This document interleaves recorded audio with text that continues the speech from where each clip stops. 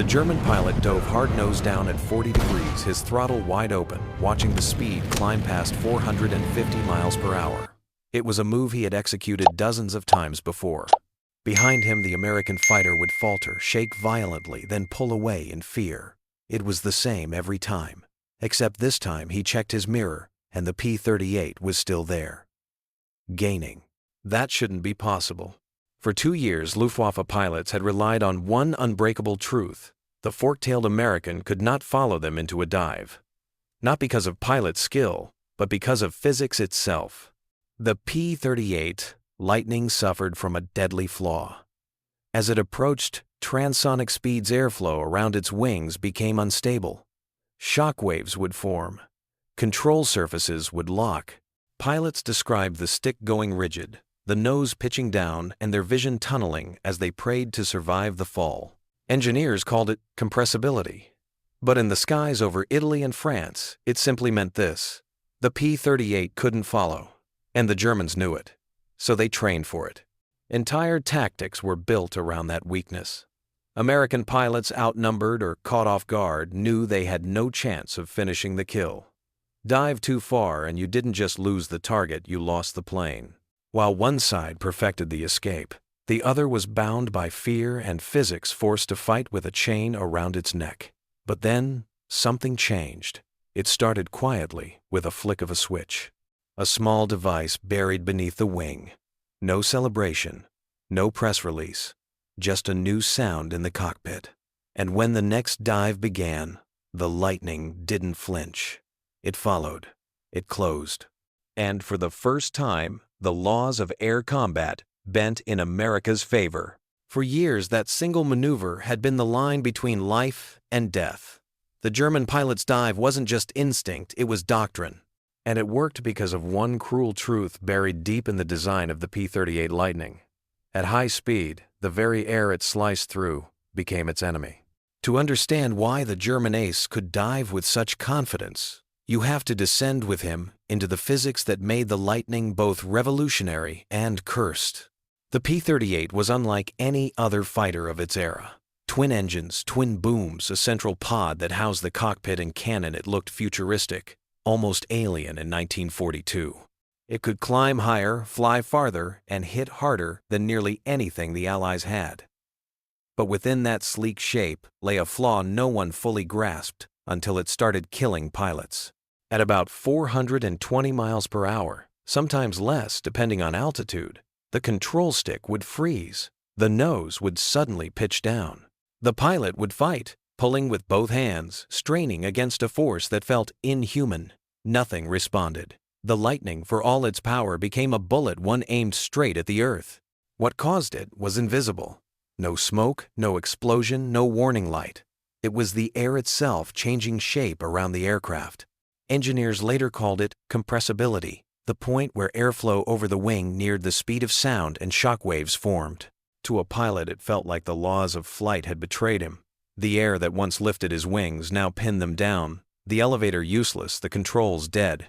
And by the time the nose began to flatten out again, if it did at all, he was already tearing through the sky at over 500 miles per hour, praying the wings would hold. Many didn't. This wasn't a mistake of poor piloting. It was a frontier of physics no one had crossed before. The Lightning's twin boom layout created a Venturi effect. Air accelerated between the nacelles faster than over a normal fuselage. It was elegant in design, deadly in practice. At certain speeds, pressure shifted violently backward along the wings, shoving the nose down. Engineers at Lockheed could measure it in a wind tunnel, but in combat it was a death sentence you couldn't see coming. The first reports were confused. Pilots returning from test flights said the airplane tucked under at high speed, or that it felt like hitting a wall of air. Some never came back. One test pilot's last transmission simply said, "She's going down," before the radio cut to static. When wreckage was found, investigators saw the same pattern: nose first, impact control surfaces, locked throttle, full forward. The P-38 was fast, but it could die from its own speed. In the hands of the Luftwaffe, that knowledge became a weapon. Every German ace learned to exploit it. All they had to do was dive. Once a P-38 began to follow it, entered a zone of no return. Its own aerodynamics turned against it while the Messerschmitt or Focke-Wulf lighter and more compact sliced cleanly through the same air. German instructors taught recruits the exact angle and speed to escape. Pursuit 40 degrees, full throttle, don't pull up until the enemy disappears. It wasn't a gamble. It was physics they could trust. For American pilots, it was psychological torture. They could win the turning, fight the climb, the gunnery contest, but the instant a German broke downward, it all slipped away. Training manuals warned them, do not exceed 420 miles per hour in a dive. That number became a ghost in every cockpit, printed on placards, etched into muscle memory. Beyond it lay chaos. Pilots learned to feel the tremors start in the stick, the first shudder that meant compressibility was coming. Many froze, yanking back on the controls, only to feel nothing. Some survived by accident, pulling out just above the treetops when the denser air finally bit the elevators again. Others vanished in silent spirals, leaving only smoke and wreckage on the fields below. Each loss deepened the fear. Squadrons gave the phenomenon a name, whispered like superstition, the dive demon. Crews would see returning lightnings, pockmarked with bullet holes, engines smoking. Yet the pilots looked shaken, not from enemy fire, but from their own near-fatal dives. It wasn't courage they lacked, it was trust. How do you chase an enemy when the act of pursuit itself could kill you? On the ground, engineers fought a different kind of battle. Clarence Kelly Johnson, the brilliant mind behind the P-38, lost sleep and nearly his health, trying to understand what his own creation was doing. The data made no sense at first. The problem wasn't structural failure or engine imbalance. It was the invisible transition between subsonic and transonic flight. The Lightning was simply too advanced for 1,942 aerodynamics. Johnson described it later as hitting a wall that no one knew existed. He knew the solution would have to rewrite how planes handled airflow at the edge of the sound barrier. But war left no room for slow science. Every week meant more pilots flying into the unknown, and sometimes never coming back. In the field, the effect warped tactics across entire air forces. American escorts grew timid in pursuit dives. Bomber crews noticed the difference. Enemy fighters escaped more often, regrouped faster, struck again. German confidence swelled. They began taunting over open radio frequencies. Dive away, Americans. You won't follow. And too often, they were right. The flaw wasn't visible in blueprints, but it shaped the air war like an invisible hand. It dictated altitude, engagement, distance, even morale. Veteran pilots whispered that the P-38 was haunted by its own wings. And in a sense, it was true. The very design that gave it power also cursed it. Every Lightning carried the potential to become uncontrollable, and every pilot carried that knowledge like a weight. By mid-1943, the phenomenon was no longer just a technical issue. It was a strategic one. Fighter groups across Europe reported the same pattern. Luftwaffe fighters escaping unscathed through dives the Americans couldn't match. Kill ratios dropped. Missions failed. Commanders urged restraint. Don't chase them down, they said. Hold altitude. But restraint is poison to a fighter pilot. To watch an enemy spiral away and not follow it eroded something inside them. The Germans didn't need more aircraft. They had found a way to weaponize physics itself. And for every Lightning that pulled back, a German pilot lived to fight another day. It was an advantage invisible on maps but lethal in the sky. That was the reality the Americans faced, a war not just of men and metal but of invisible boundaries drawn by air and sound. A war where victory depended on knowing how close you could fly to nature's limits without being destroyed by them. For the P-38 Lightning, that boundary was mercilessly precise. 1 mile per hour too fast and control dissolved. 1 heartbeat too late and the pilot vanished into the earth. It was an elegant death trap masquerading as progress, a machine that could win any fight except the one against itself. And until someone found a way to break that barrier, the sky belonged to the men who dared to dive away. The Germans didn't stumble upon the P-38's weakness by accident. They studied it, documented it, and turned it into doctrine. What had begun as scattered reports from frontline pilots, the American twin-engine fighter cannot follow through, A dive quickly became a tactical blueprint. They understood what the Lightning could not do, and they built a playbook around it. While American engineers scrambled in labs and wind tunnels to define the problem, Luftwaffe commanders were already turning it into a reliable path to survival, and more often than not, victory. JG-53, one of Germany's most seasoned fighter wings, was among the first to formalize the tactic. In late 1943, Major Wilhelm Steinmann issued a tactical bulletin distributed across multiple Luftwaffe groups, detailing the maneuver with mathematical precision. Initiate a dive at a minimum angle of 40 degrees, maintain full throttle, and keep the aircraft stable beyond 500 kilometers per hour. The American P-38, the manual said with almost clinical certainty, would be forced to disengage or risk catastrophic loss of control. In training squadrons across occupied France and northern Italy, new pilots were drilled not just in formation, flying, or aerial gunnery, but in escape psychology. The Lightning dive escape wasn't just a trick, it was a law.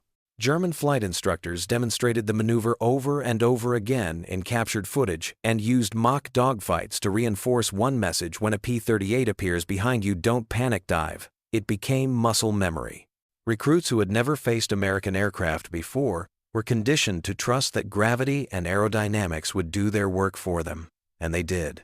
Veteran pilots like Feldwebel Kurt Bulligen, who would go on to rack up dozens of aerial victories later, recalled the confidence it gave them. He described attacking P-38 formations almost casually.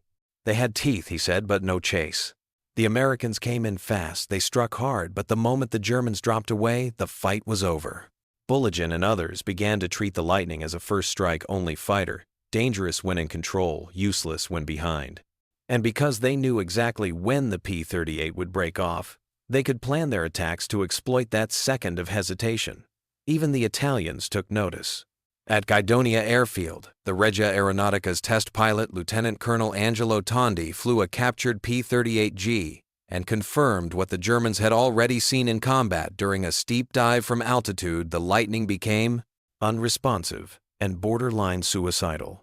He attempted to dive on a formation of American B, 24 seconds in August 1943, and nearly lost his life as the aircraft locked into a descent he could barely recover from.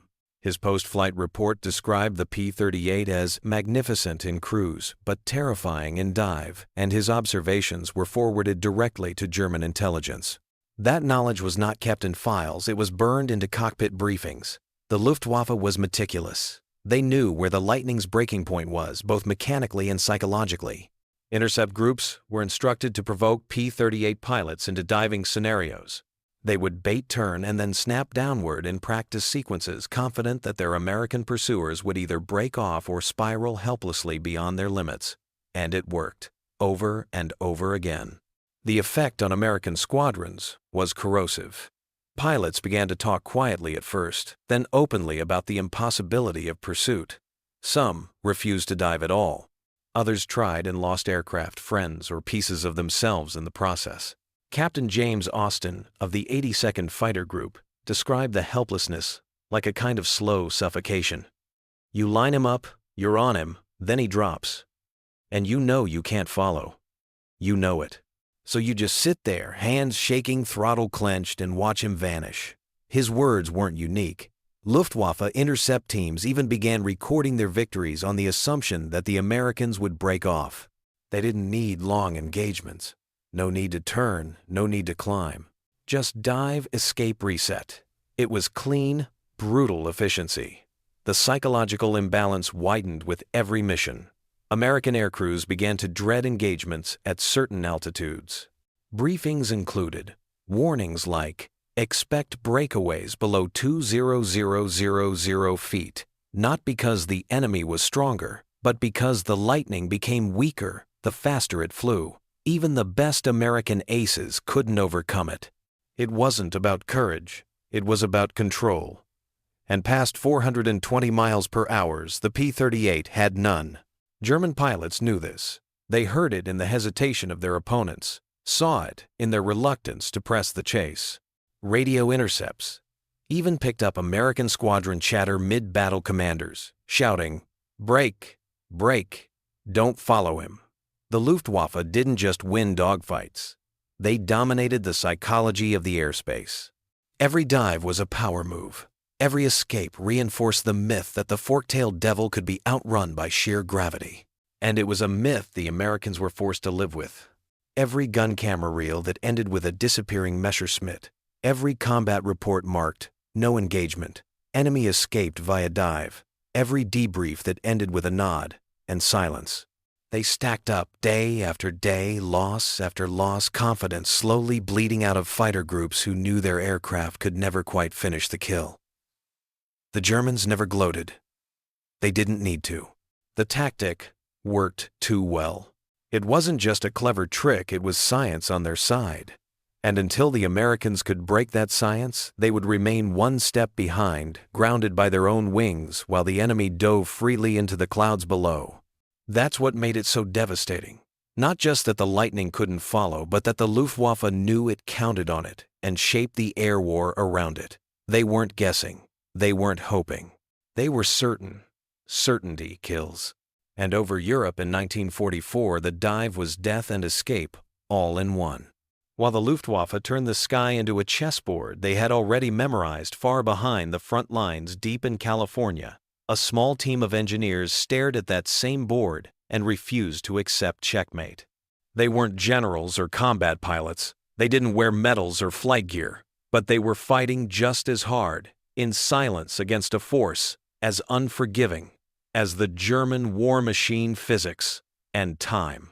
Every day that passed meant more American pilots diving into a limit their aircraft could not survive.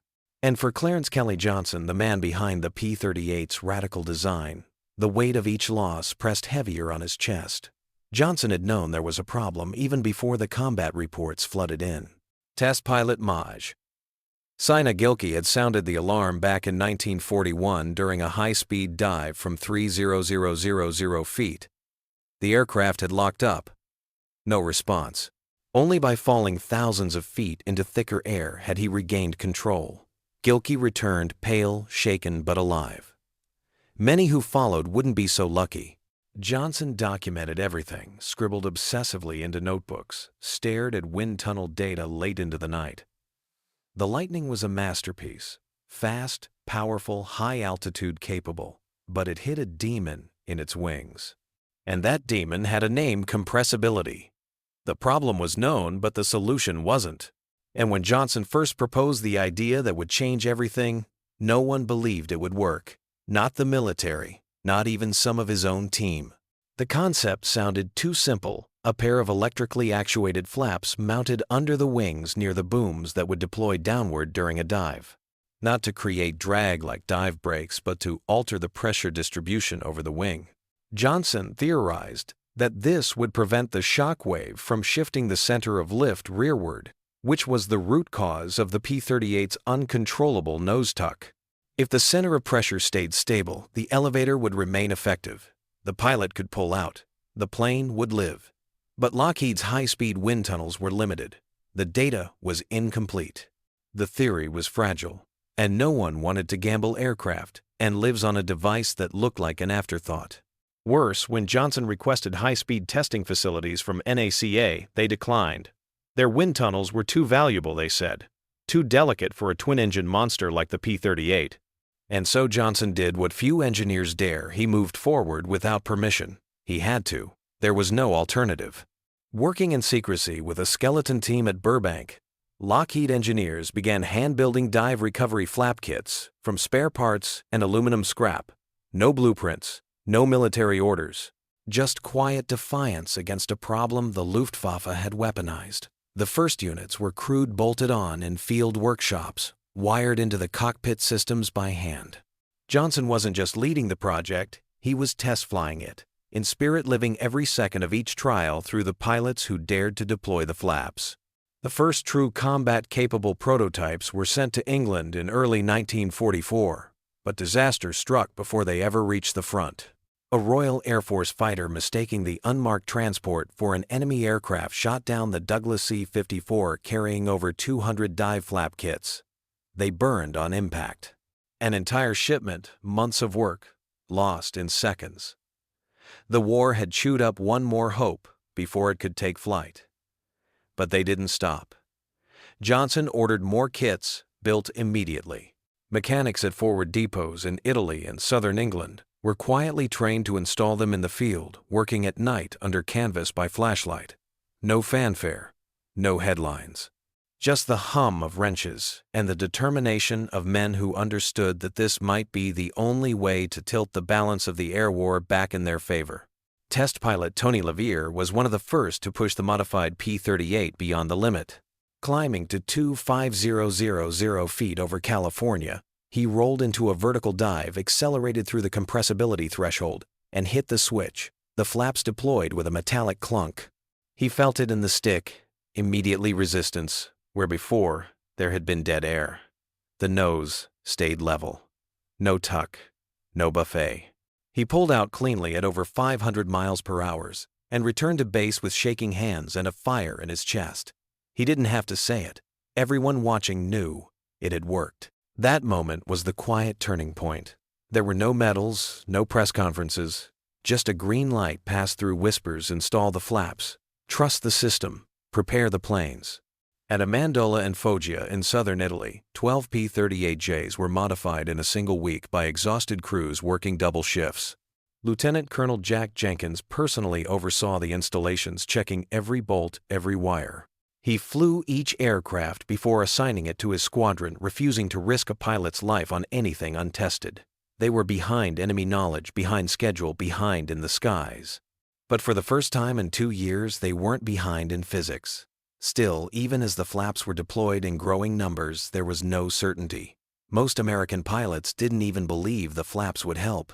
The fear was too deep. The losses too real. Compressibility had become a ghost that haunted every pursuit. Could a pair of flaps really silence it? That question would be answered in combat. But not yet. For now, the engineers worked in silence. The pilots trained with caution. The flaps remained hidden beneath the wings, unnoticed by most, invisible to the enemy. But their presence marked the beginning of something Germany couldn't see coming, a force that would follow them where they thought they were safe. A counterattack not of bullets or bombs, but of aerodynamic defiance. A whisper in the wind that said, "This time we won't pull up. This time we dive too." June 10, 1944. The sky over Romania shimmered with heat haze and the thin metallic glint of nearly 100 P-38 Lightnings, escorting a massive formation of B-17 and B-24 bombers bound for the oil refineries at Ploiești. It looked like just another day, just another mission. The Luftwaffe had seen this pattern before. They had intercepted it before. And they had survived it before. At the forward base of Yajishwater 53, the confidence was almost casual. The pilots were briefed with a sense of practiced repetition. American Lightnings would appear as they always did, and when they chased as they always did, the German fighters would dive away as they always had. It was a script no one expected to change. But this time, someone had rewritten the ending.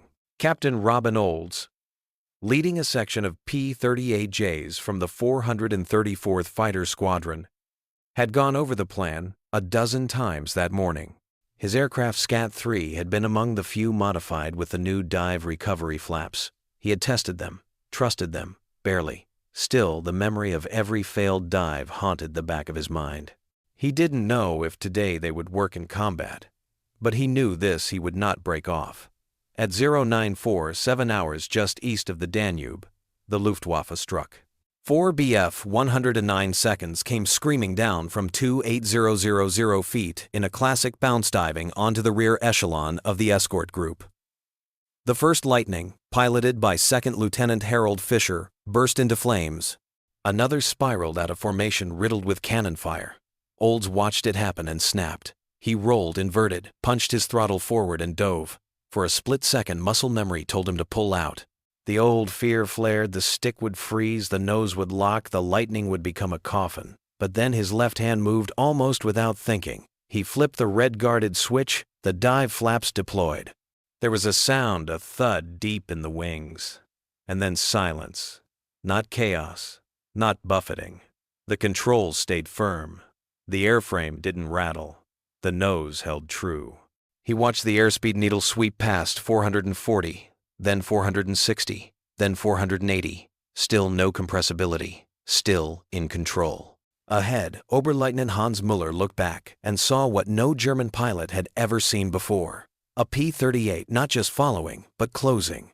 He dove harder, nose down at 45 degrees, opened the throttle. It was instinct survival. But the lightning didn't vanish. It surged forward. Radio chatter erupted in the Luftwaffe channel. Pilots shouted in disbelief, confusion, panic. Folgt. Folgt noch. He's still following. The words cracked with fear. For nearly 2 years they had trusted the dive. It had been a shield, an escape hatch. But now it was a tunnel with no end, and the enemy was inside it. Olds held steady, felt the pressure build, saw the Messerschmitt grow larger in his gun sight. Müller jinked desperate, rolled left, then right, but altitude was draining fast. He had never been caught in this phase before.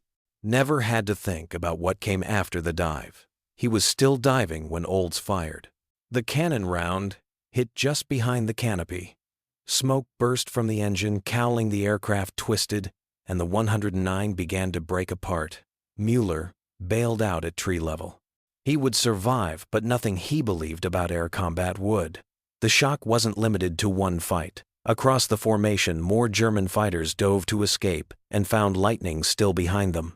The reaction was chaotic. Some pulled out too soon, exposing their bellies.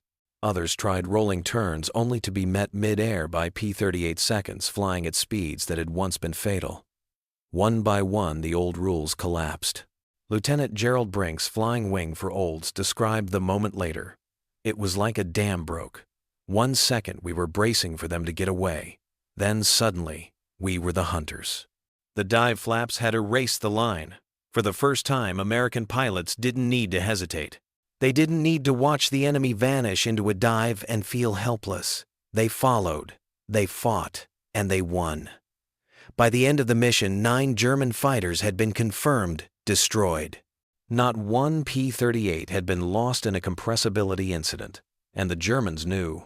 Gun camera footage from that day made its way into intelligence briefings within a week. One reel taken from the nose of a Lightning showed a Messerschmitt trying to dive away only for the P-38 to stay locked in behind it all the way down. The footage shook everyone who saw it. Word spread fast across Luftwaffe squadrons the Americans had solved the dive. The effect was immediate and devastating. Units requested transfers away from sectors covered by P-38 groups. New escape plans were issued, but it didn't matter. The myth had shattered. The fork-tailed devil could follow. And just like that, the sky began to tilt. The Germans had lost more than aircraft. They had lost certainty. The tactic they trusted, the maneuver that had saved them countless times, was gone. And in its place, a new fear. If the Americans could solve this, what would they solve next? Back on the ground, Captain Robin Olds stepped out of Scat 3 and looked at the scorched horizon. He didn't smile. He didn't celebrate. He just whispered to the crew chief, "It works." It was the quiet beginning of the end. A moment when the hunter became the hunted. A moment when the war in the air changed forever. When Captain Robin Olds whispered, "It works," he didn't just mark the end of one battle.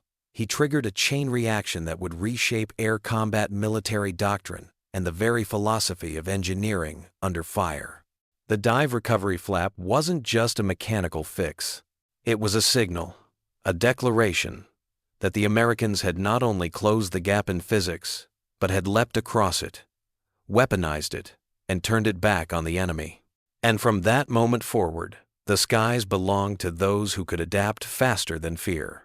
Within weeks of the June 10th engagement mission, reports across the Mediterranean and European theaters began showing the same pattern. P-38 groups were suddenly pressing attacks, finishing dives, and eliminating Luftwaffe. Fighters that had previously escaped with impunity. Pilots who had once flinched at the tremor in the stick now stayed in the chase. Squadrons that had braced for disappointment now hunted with precision. The kill ratios shifted dramatically. Where once the P-38 had struggled to break even by late summer, Lightning-equipped groups were scoring nearly 4 kills for every loss. This wasn't just a boost in numbers, it was a reversal in psychology. The fear that had gripped American cockpits, the ghost of compressibility, was gone. Pilots spoke of being unchained, of flying, as if a weight had been lifted from their hands. Dive training, once limited and cautionary, now became a core tactic. Speed was no longer a liability. It was a weapon. Meanwhile, the Luftwaffe felt the ground shift beneath them. For 2 years, their doctrine had centered around the dive. Fighter school instructors had drilled it into recruits. Entire engagements were built around drawing P-38 seconds into a chase, then shedding them in the dive. But now, those same maneuvers ended in explosions. German pilots, who had lived by the dive, suddenly died in it. Veteran aces hesitated. Green pilots panicked. Confidence turned to confusion, then fear. Captured German documents from late 1944 show urgent rewrites to training manuals. They described new escape angles, new disengagement protocols, but it was too late. The Americans had taken back the airspace one dive at a time, and the Luftwaffe couldn't catch up. The dive flaps, small and almost invisible beneath the Lightning's wings, had broken the spine of their tactical certainty. Strategically, the change was felt from Italy to the Ardennes. Bomber groups flying deep into enemy territory now had fighter escorts that could follow through every maneuver. The days of German fighters diving in, firing, and fleeing were over. Now, they had to stay and fight. And in a sustained fight, the Allies held every advantage: numbers, fuel, firepower, and now control. The P-38's transformation from fork-tailed devil to full-spectrum predator meant fewer bombers lost, more missions completed, and a Luftwaffe under siege from above. But the legacy of the dive flap extended far beyond the war's front lines. Back in Burbank, Kelly Johnson and his team at Lockheed took the lessons of compressibility and built them into the next generation of fighters. The final production block of the P-38, the L model, came standard with dive flaps, boosted ailerons, and improved engines capable of handling the stress of high-speed pursuit. Over 3,900 of these aircraft rolled off the line, each one a direct descendant of that breakthrough moment. They became the backbone of long-range fighter support across both Europe and the Pacific. In the Pacific, the results were just as staggering.